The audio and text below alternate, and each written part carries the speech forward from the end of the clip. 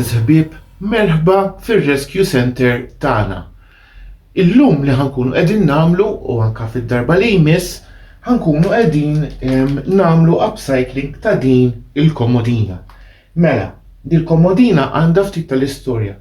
L-ewwel ħaġa nixtieq li nirringrazzja lil Amanda Bezzina li fdat li din il-komodina biex nirranġa hi kienet ġa bdiet dan il-proċess imma ma sabitx iktar ħin.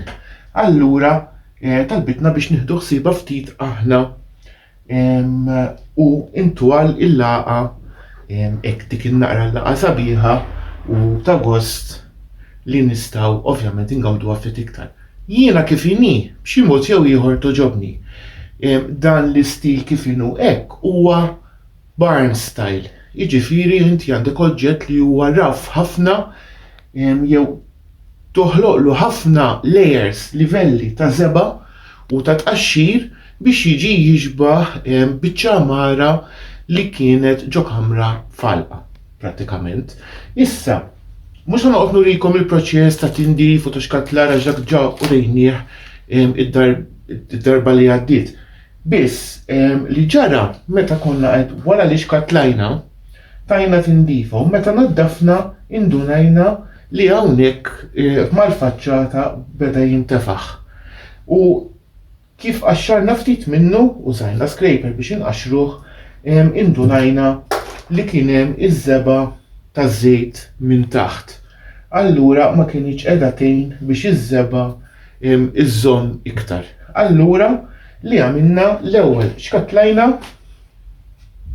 ftit u mbagħad ħraqna bil-heat gun biex iż-żeba tintefaħ u nkunu nistgħu nqaxruha u mbagħad minn hemmhekk xkatlajna fil-fatt qed nara fejn għamilt is-sandpaper ħanurilkom dalwaqt.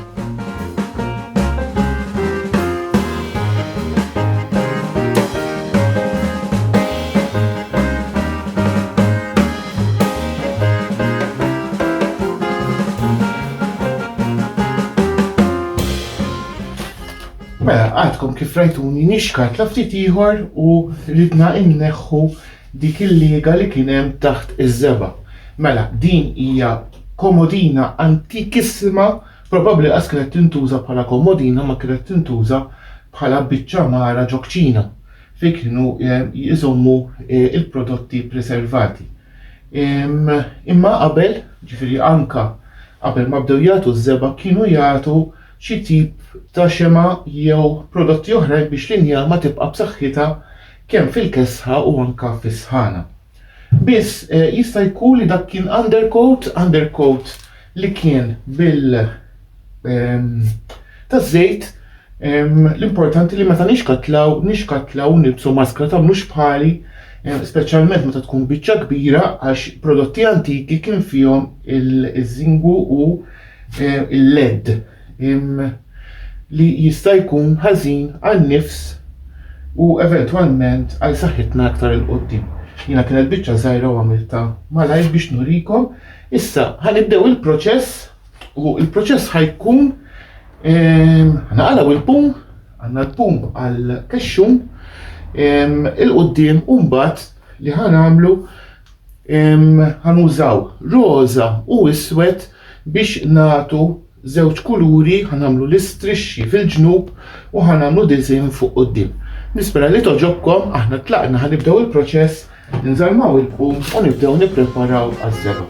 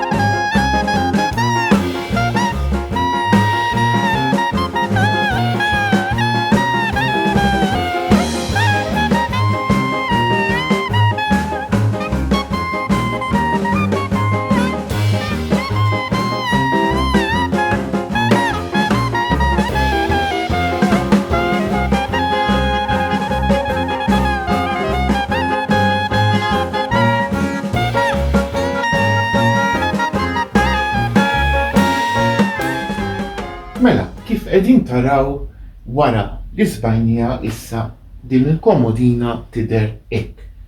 Araw x'differenza minn kif kienet fil-bidu meta urejtilkom. X'għamilna? Mela, wara li xkatlajna għax-xarna quddiem u naddafna u rġajna xkatlajna, tajna żewġ passati daski pink. Dan huwa roża moda ħafna bħalissa u ħafna soft furnishings bih dan il-kulur, imma mhux ħanħalluha hekk. Ħallejna satejn qisu bejn wieħed u ieħor bejn passata oħra tajnija tnejn, u mbagħad dorna kemm il-ġnub ta' hawnhekk u kemm il-ġnub tal-kexxun. Fil-fatt hawnhekk il-kexxun għadu f'xi ftit imxarrab allura inħalluh joqgħod ftit. Tistaqsuni imma fejn kien hemm dawk il-fjuri fuq il-kexxun? Ġara, u għaliex jidher xi ftit jew raff. Mela, hemmhekk meta kienet għand Amanda għamlitilha dekupaġġ bin-napkins. U li għamilna flok għaxxarna kollox xkatlajna kemm stajna imma ħallejna ftit minn napkin tidher għax fejn minn napkin issa dak ħajoħloq effett ħajkun hemm layers fuq xulxin u ħatkun tidher iktar antikizzata. Tindunaw fl-aħħar meta nagħtu l-wax ċertu daqiet joħorġu ħafna isbaħ daqs li kieku aħna għamilna layers differenti ta' żeba.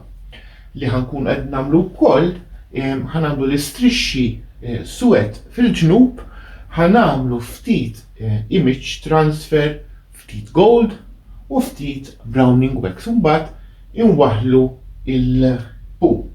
Mela, jekk ikolkom xi mistoqsijiet, tiddejqux tibatunna il-mistoqsijiet tagħkom fuq is-social media tagħna fejn issibuna, ovvjament il-ħin kollu u kull mistoqsija li jkollkom intom aħna inwiġbuha. Mela, għallum ħanifquha ħantuha ċans ftit tal-ġranet biex tinxef sew u mbagħad inkunu nistgħu nibdew l-istrixxi bil-kulur iswed. Għalissa saħħiet